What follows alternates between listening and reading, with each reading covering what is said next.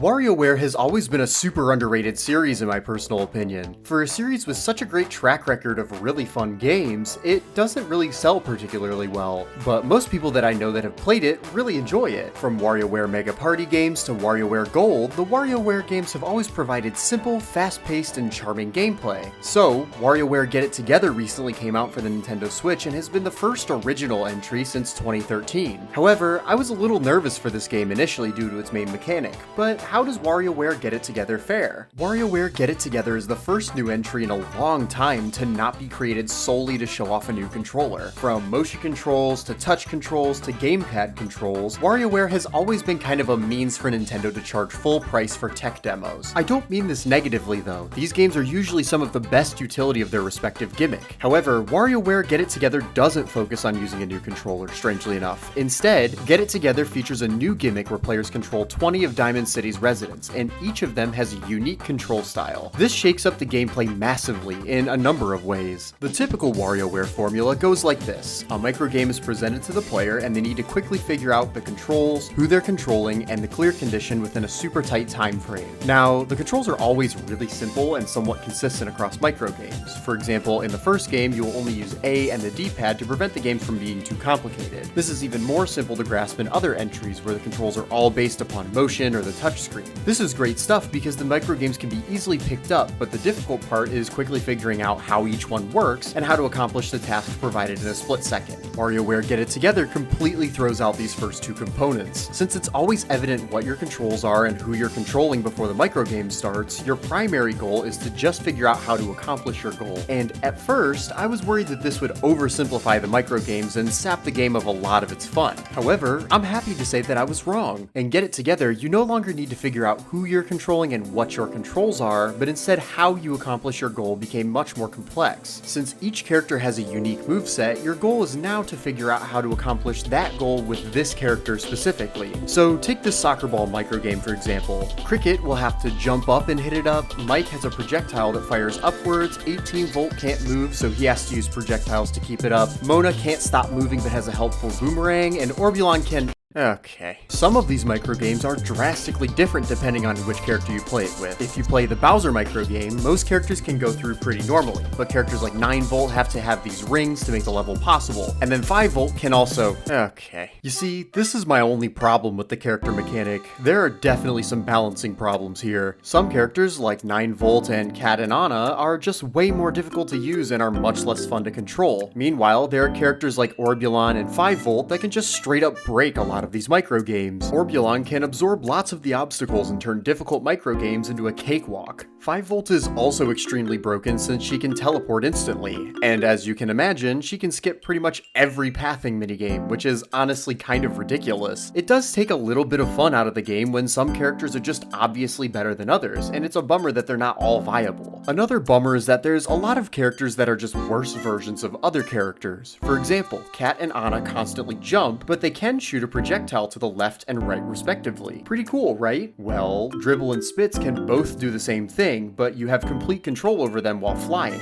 Why would I ever pick Cat and Anna when Dribble and Spitz are obviously superior versions? Similarly, 9 Volt constantly rides his skateboard back and forth, and you can stop him with A and shoot his yo-yo upwards. However, there's no need to use 9 Volt when Mike can also shoot a projectile upwards and also fly. And to go even further, there's no real reason to use any of them when Ashley can fly and shoot in all directions. It truly is a shame that these characters are just weaker versions of other ones and that they don't all play differently from one another. It definitely would have helped to keep things fresh and hectic. With that being said though, the majority of these characters are really fun to control, and it's tons of fun to be presented a microgame, a character, and have to figure out how this character specifically can beat this microgame. Overall, I really like this new character mechanic. While I don't think that it outshines the formula established by the previous games, it is definitely a fresh and fun new take on the formula. WarioWare Get It Together is jam-packed with lots of content to keep you busy. The main attraction is the story mode, which features some really charming cutscenes and a variety of levels grouped by character and theme. If you played a WarioWare game before, this is going to look really familiar. There are 17 levels that'll probably take about 1 to 2 hours to complete. The story mode is a great introduction to what the game is all about, and the final boss fight is exceptionally fun. However, just like most other WarioWare games, the game truly opens up after you beat the story mode. Firstly, you can go back to all the story mode levels and try to beat as many micro games as possible in a row. You can also try these with all characters too, which can get really hectic and interesting. It's also worth noting that the story mode can be played with another player in co-op, which is also a fun time.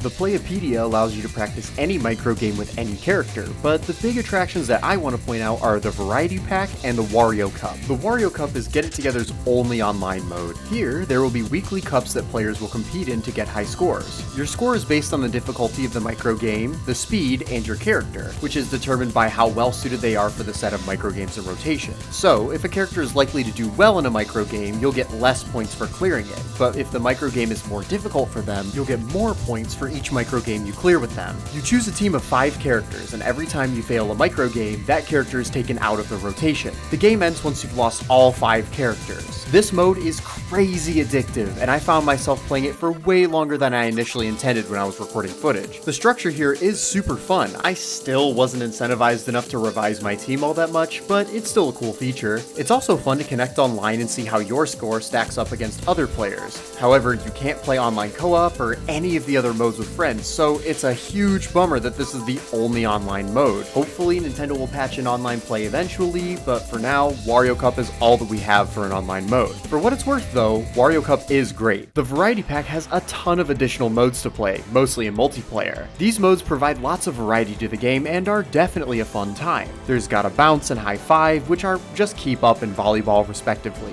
Daily Grind is a platforming minigame where you try to deliver contracts to the office while avoiding enemies. This is fun, but it can definitely get old when you get dealt bad characters. Friendless Battle is pretty much multi-man melee. It's fun, but a bit too easy. This probably would have been more fun with a mode that doesn't allow you to heal yourself. Duelius Maximus is a mode where 2 players play microgames at the same time, and whoever fills 4 microgames first loses. It's a fun time for sure, but Mega Party Games had a mode similar to this that supported up to 4 people, so I don't know why this mode is locked to 2-player here. Lightning Round is the better mode here, since it becomes a competition to win faster than your opponent rather than to just not lose. Rising Star is kind of meh. 2 players will cooperate in a minigame, and whoever this head decides contributed more will receive a star. It honestly just feels kind of random sometimes as to who the head picks, so you can skip over this one. Now, Balloon Bang is great. In Balloon Bang, 1 player is inside the TV playing a micro game, while the others are trying to pop this balloon on top of the TV. If the TV player beats a micro game, they swap out with the next player in line, and whoever the balloon pops on loses. This mode is so much fun with a group of friends. It becomes super hectic by the end, and everybody's rushing to beat micro games and get out of the TV. This is also a mode in Mega Party Games and Smooth Moves, and I think that it fits right at home with Get It Together. Give this game a try with some friends, you won't be disappointed. Sly Angle's a weird one. You and your opponents face off in these unique 4-player micro games, and whoever wins gets to place a flag. The goal here is to place flags in a way that will create triangles with the biggest area. I think that this idea is really good on paper, but in execution it's not super engaging for a group of people. I personally think that modes like Milky Way Delirium were better structures for a strategy-based microgame setup, but this mode isn't bad either. However, Pucker Up is a really good minigame. In this mode, players will play air hockey and try to score a goal first in any one of these goals. Whoever scores will then play a microgame, and if they win, they get a point. However, all the other players can distract them and make the microgame nearly impossible to play. This is a creative combination of a lot of different ideas. It's hectic, and it's definitely a fun time. Give this one a shot for sure. Finally, we have Frenemy Frenzy, which is like Friendless Battle, but you fight your friends instead of CPUs. It's fine. Overall, WarioWare Get It Together does have some really cool multiplayer modes. While not all of them are amazing, if you are looking for some chaotic multiplayer experiences with your friends, this is worth checking out. WarioWare Get It Together also offers some great replay value. In the crew menu, you can view your play stats and learn about each character, but you can also customize them too. You can do this by earning coins by playing through the story mode, ranking highly in Wario Cup, and by completing missions. These coins can then be used in the Emporium to buy prezzies that you can give to each character to level them up. Each character has prezzies that they respond to more positively based on their personality, which is super cool. As you level them up, you can get new color schemes for them and unlock some really cool art, which is a really neat touch to the game. Customizing these characters is a really cool incentive for players to keep playing, and there's a whole lot of customization options to unlock. If you're a completionist and were worried about this game being too short, this is an excellent way to keep you busy and keep you playing micro games. Overall, WarioWare Get It Together actually wound up being even more fun than I thought it'd be. The character mechanic has its flaws, but it's a fun, interesting way to shake the formula up and try something new. I think that this game's multiplayer offerings are great too, and there's a lot to keep you busy here. While this game isn't isn't my favorite in the series, I think it's well worth your time, and this makes me excited for the future of WarioWare. Thanks so much for watching, and I hope you have a great rest of your day.